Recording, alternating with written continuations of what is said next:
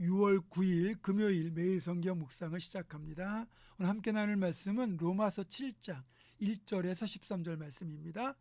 로마서 7장 1절에서 13절 말씀을 제가 봉독합니다. 형제들아, 내가 법 아는 자들에게 말하노니 너희는 그 법이 사람이 살 동안만 그를 주관하는 줄 알지 못하느냐. 남편이 있는 여인이 그 남편 생전에는 법으로 그에게 매인 바되나 만일 그 남편이 죽으면 남편의 법에서 벗어나느니라. 그러므로 만일 그 남편 생전에 다른 남자에게 가면 음녀라. 그러나 만일 남편이 죽으면 그 법에서 자유롭게 되나니 다른 남자에게 갈지라도 음녀가 되지 아니하느니라. 그러므로 내 형제들아, 너희도 그리스도의 몸으로 말미암아 율법에 대하여 죽임을 당하였으니 이는 다르니 곧 죽은 자 가운데서 살아나신 이에게 가서 우리가 하나님을 위하여 열매를 맺게 하려 함이라. 우리가 육신에 있을 때에는 율법으로 말미암는 죄의 정욕이 우리 지체 중에 역사하여 우리로 사망을 위하여 열매를 맺게 하였더니 이제는 우리가 얽매였던 것에 대하여 죽었으므로 율법에서 벗어났으니 이러므로 우리가 영의 새로운 것으로 섬길 것이요 율법 조문에 묵은 것으로 아니할지니라. 그런즉 우리가 무슨 말을 하리요? 율법이 죄냐? 그럴 수 없느니라. 율법으로 말미암지 않고는 내가 죄를 알지 못하였으니 곧 율법이 탐내지 말라 하지 아니하였더라면 내가 탐심을 알지 못하였으리라. 그러나 죄가 기회를 타서 계명으로 말미암아 내 속에서 온갖 탐심을 이루었나니 이는 율법이 없으면 죄가 죽은 것임이라. 전에 율법을 깨닫지 못했을 때에는 내가 살았더니 계명이 이름에 죄는 살아나고 나는 죽었도다. 생명에 이르게 할 그 계명이 내게 대하여 도리어 사망에 이르게 하는 것이 되었도다. 죄가 기회를 타서 계명으로 말미암아 나를 속이고 그것으로 나를 죽였는지라. 이로보건대 율법은 거룩하고 계명도 거룩하고 의로우며 선하도다. 그런즉 선한 것이 내게 사망이 되었느냐? 그럴 수 없느니라.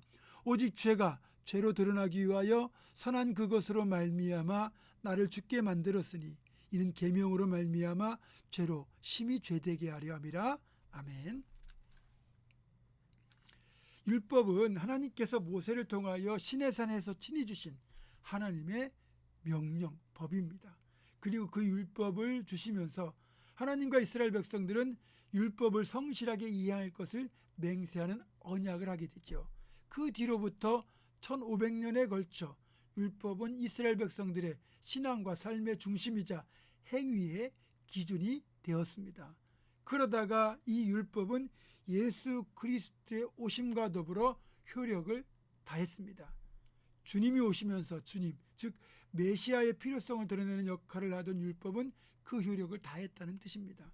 그럼에도 불구하고 여전히 율법의 유효성을 주장하는 유대인 성도들이 교회 안에 있었고 또 무작정 율법을 폐기물로 치부해버리는 이방인 성도들도 교회 안에 있다 보니까 자꾸만 논쟁과 갈등이 빚어지고 있었습니다.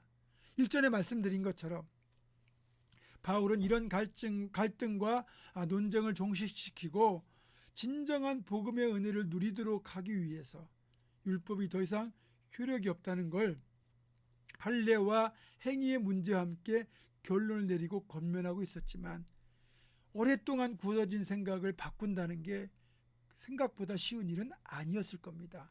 그래서 바울은 율법의 효력이 이제는 다했음을 주장하는 근거로 남편이 있던 여인의 예를 비유로 들어 설명하고 있습니다.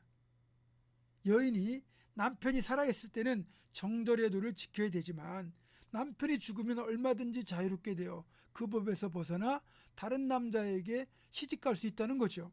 만약 남편이 살아있을 때 다른 남자에게 가면 음녀가 되어 이것이 드러날 경우 돌에 맞아 죽도록 율법에 되어 있습니다.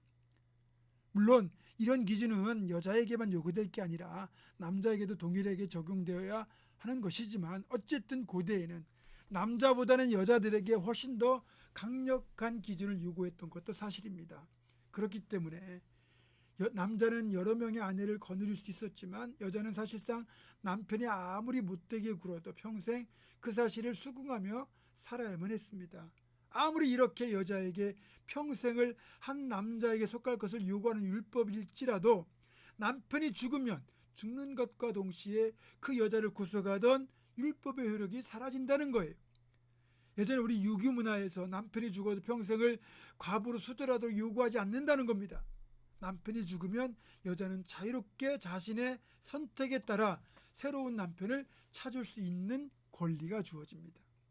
그러니까 이 이야기를 하는 것은 예수님 오시기 전까지는 율법이 마치 살아있는 남편과 같은 역할을 했다는 거죠. 그런데 우리가 이제 이 법이라는 게 새롭게 개정되고 그 새로운 법이 공포가 되면 이전 법은 효력 상실하고 새롭게 개정된 법이 효력을 발휘하잖아요. 그것처럼 구약의 율법이 구법이었다면 복음은 새 법이 되는 거죠. 복음과 율법은 그래서 동시에 효력을 발휘할 수가 없는 겁니다. 낡은 법인 율법을 대신하여 새롭게 복음이 주어졌기에 이제 율법은 과거의 유물로 남아있게 된 겁니다. 그래서 이 율법이 존재하는 이유는 복음이 어떤 것인지를 알 수 있도록 그렇게 비교 대상으로 남아있는 거예요. 다시 말하자면 새롭게 주어진 복음이 얼마나 큰 은혜인가, 그 은혜의 선물인가를 실감하기 위해서는 과거에 지켜야 했던 율법이 얼마나 우리를 구속했는지를 알아보면 됩니다. 이를테면 보릿고개를 겪었던 분들은 지금 배를 굶지 않고 잘 사는 게 얼마나 큰 복인가를 알지만 배고픔을 모르는 젊은 세대는 밥을 굶지 않는다는 게 어떤 것인지 잘 몰라요. 이처럼 율법이 얼마나 우리에게 큰 짐이었는지를 모르고 복음만 알면 은혜를 은혜로 알 수가 없는 겁니다. 그렇기 때문에 율법의 기준에 자신을 비추어 볼 때 내가 얼마나 대책 없고 심각한 죄인이었는가를 깨닫게 되고 그래서 그 죄를 사해 주시는 이 복음이 얼마나 큰 은혜인가를 깨닫게 되는 거죠. 문제는 율법의 효력이 다 있다고 해서 율법 자체를 악한 것으로 몰아가서는 안 된다는 겁니다. 율법도 하나님이 주신 거룩한 거예요. 이를테면 남편이 죽었기 때문에 남편의 법에서 자유함을 얻는 것이 맞지만 그렇다고 해서 죽은 남편이 나쁜 사람이라고 말하면 안 되는 것처럼 말입니다. 전에도 말씀드린 것처럼 율법이 있기 때문에 우리가 죄인임을 깨달을 수 있는 겁니다. 또 내 스스로의 힘이나 행위로는 결코 의에 이를 수 없다는 것도 깨닫게 되는 거예요. 그래서 더욱더 죄로 인한 사망의 몸에서 우리를 건져주시는 예수님, 메시아를 우리는 기대하게 되는 거예요. 이것이 율법이 복음의 시대에서 맡고 있는 역할인 겁니다. 율법을 통하여 죄를 깨닫는 자에게 하나님은 십자가의 복음을 통하여 죄에서 자유케 되는 구원의 은혜를 베푸시고 있습니다. 우리 모두는 이 은혜에 속한 사람들입니다. 죄에 매여 사는 인생이 아니라 자유롭게 살아가되 이 은혜를 베푸신 주님 하나님을 위해 살아가야 될 사람이라는 거죠. 사랑하는 성도 여러분, 오늘도 이렇게 주님 안에서 참된 자유를 누리며 주님을 위해 살아가는 우리 모두가 될 수 있기를 주님의 이름으로 축원합니다. 기도하겠습니다. 율법을 알면 우리가 이 복음의 은혜를 누리는 것이 얼마나 큰 것인가를 새삼 깨닫게 됩니다. 하나님, 그래서 율법을 악하다 하지 아니하고 율법을 통하여 복음을 발견하고 복음을 통하여 율법 안에 들어있는 나의 한계를 깨닫는 지혜로운 성도들 다 되게 도와주시고 이제는 복음으로 인하여 구원받은 그 은혜를 누리며 그 복음의 은혜를 주신 구원의 은혜를 주신 주님을 위해 살아가는 우리 모두가 될 수 있도록 주여 도와주시옵소서. 예수님의 이름으로 기도하옵고 이제는 우리 주 예수 그리스도의 은혜와 하나님의 사랑과 성령의 교통하심이 율법에서 자유케 하시고 복음을 통하여 구원해 주신 하나님의 그 은혜를 감사하며 살아가기로 결단하는 사랑 모든 성도들 이들의 삶과 가정과 생업과 앞날과 우리 교회 위에 지금부터 영원토록 함께 하시옵기를 간절히 축원하옵나이다. 아멘.